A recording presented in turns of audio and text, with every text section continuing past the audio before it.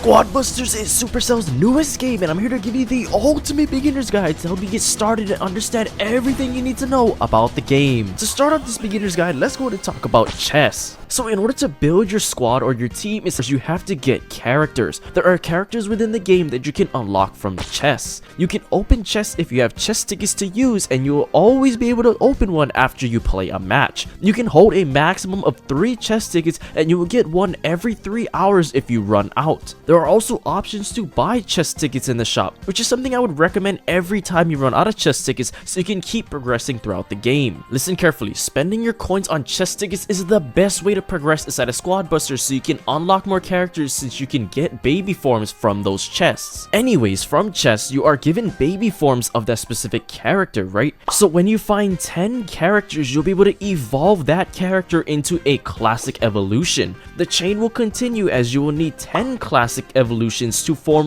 one super evolution, which is also 100 baby forms of that character. Finally, as of right now, the final evolution in the game is the ultra form. So you would then need 10 super evolutions to make one ultra evolution. That would also be equivalent to 100 classic evolutions and 100 baby evolutions. You can also see offers in the shop to buy characters if it's a character you really want, or if it's a really strong character in the meta. However, I wouldn't really recommend buying characters in the shop because most of the time they're just a ripoff. Unless you really want to get a character that's strong in the meta, then I guess you can just go for it. Now, speaking of buying things from the shop, let's go and talk about the shop next. If you are free to play, you don't have to worry about the paid offers that you see in the shop. Some of them are good for value, some of them aren't. However, something you do need to look out for are the daily deals. These will refresh every day on their own, but you can pay with coins to refresh the shop whenever you want. However, I wouldn't recommend doing this as well because you need to be using your coins to buy chess tickets. Anyways, if you see like a green arrow next to a character, that means you can evolve that character into a classic evolution. But if you see a golden arrow next to a character, that means you will be able to unlock a new evolution completely. If you keep on scrolling past that, you can buy things like chess tickets, buy gold with real money, and oh, would you look at that?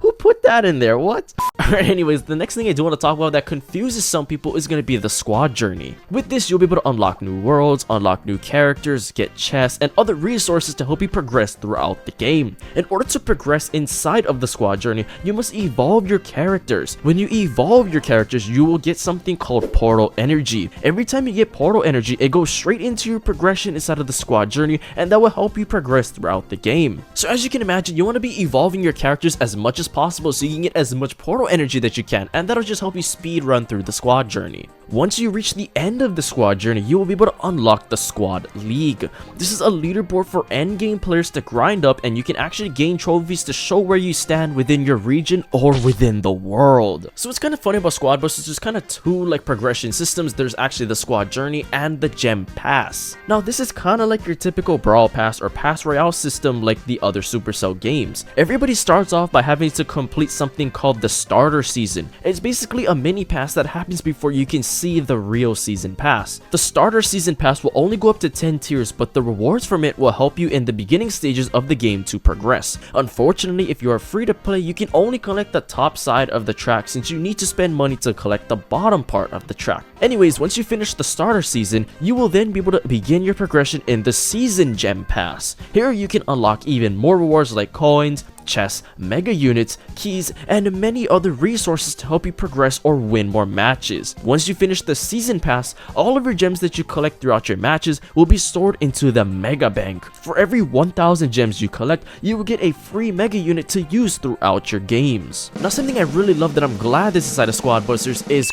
quests. Quests is a fantastic way to increase your progression as well. Weekly quests will reset every week, obviously, and you will be given one new daily quest every day to complete. You need to complete 6 mini quests in order to claim your reward for that day. If you don't like a specific quest for that day, you can re-roll it for a chance as something maybe a little bit easier.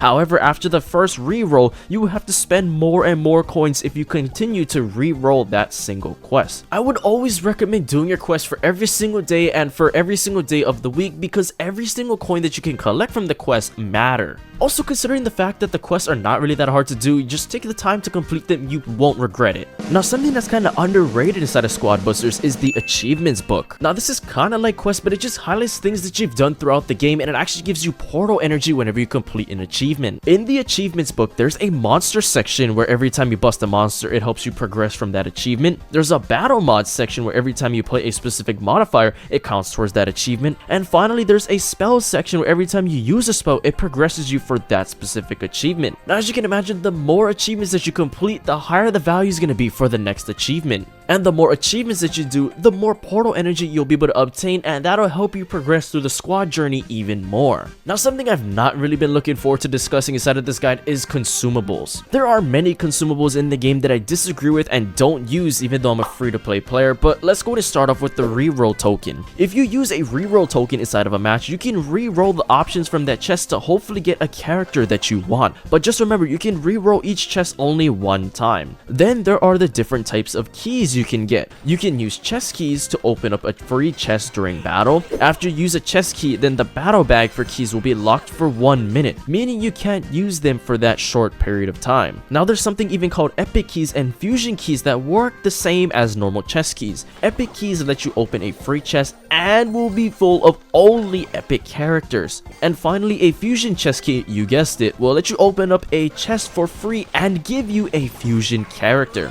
However, the fusion key will lock the battle bag for 2 minutes instead of just 1. Now, I've discussed my problem with consumables in many of my other past videos, hoping that they would patch it or fix it before global, and unfortunately they didn't. Now, something that is definitely confusing a lot of players is the Plaza UI. Even though it's not really that important, I'm just gonna tell you guys how to kind of maneuver around it. So if you press on the builder, that is gonna be your Plaza shop. The Plaza shop is a place where you can decorate your plaza. In order to purchase decorations or statues, you need to find hammers that are dropped during your matches. I wouldn't recommend spamming your hammers just yet because there's nothing you can buy that can help you with your progression, and hopefully that changes in a future update. Now, if you see Tara standing in your plaza, press on her and you will see that you can unlock more rewards from her challenge. Opening chests from battle will let you pick a card, and you need to do this 10 total times. After you open up your 10th chest, you'll be able to claim the golden card. And finally, you want to look for the wizard inside of the plaza because he will help you with unlocking new spells. So in order to unlock new spells, you need to be finding spells and using them throughout your matches. So if you really think about it, you don't want to be only using spells to help you progress inside of the achievements book. You want to be using spells to help you unlock and get better spells because of the wizard. Also, I just want to point this out, you could technically just buy the new spell, but I would never recommend it. As I said before, you want to be spending your coins on chest tickets because it's the best way to progress throughout the game. Well, there you guys go. That is my ultimate beginner's guide on how to play Squad Busters. If you guys want me to make a guide on how to progress faster throughout the game, go and leave a like and a comment down below if I should really do that. Well, hey, if you guys enjoyed that Squad Busters video, I highly recommend go check out this Squad Busters video right here.